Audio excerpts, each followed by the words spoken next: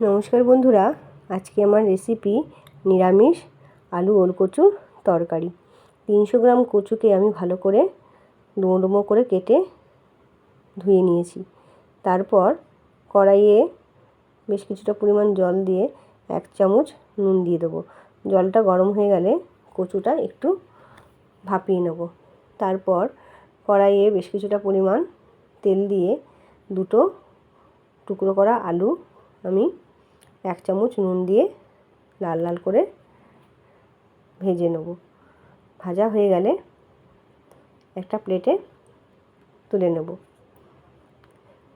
তারপর ওই তেলে 1 চামচ জিরে, একটা তেজপাতা আর গোটা গরম মশলা ফোড়নে দিয়ে বেটে রাখা আদা, লঙ্কা আর জিরে বাটা দিয়ে দেবো। দিয়ে ভালো করে মশলাটা একটু ভেজে নিয়ে একটা টমেটো কুচি দিয়ে দেবো। টমেটো দিয়ে ভালো করে ভেজে নিয়ে 1 চামচ নুন ও 1 চামচ হলুদ দিয়ে দেবো। দিয়ে ভালো করে মিশিয়ে নেব। তারপর ভেজে রাখা আলুগুলো দিয়ে মশলার সাথে ভালো করে কষিয়ে নিয়ে নেব।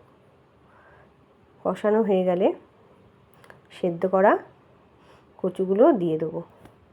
আলু কচু মশলার সাথে ভালো করে কষিয়ে নিয়ে ঝোলের জন্য পরিমাণ মতো জল দিয়ে দেবো। জল দিয়ে 10 মিনিটের জন্য আমি ঢাকা দিয়ে দেবো।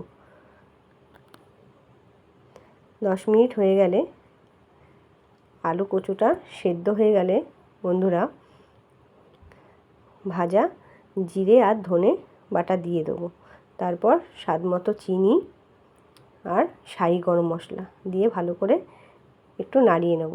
তারপর ওপর থেকে একটু ঘি দিলেই হয়ে যাবে আজকে আমার নিরামিষ ওলকচুর তরকারি।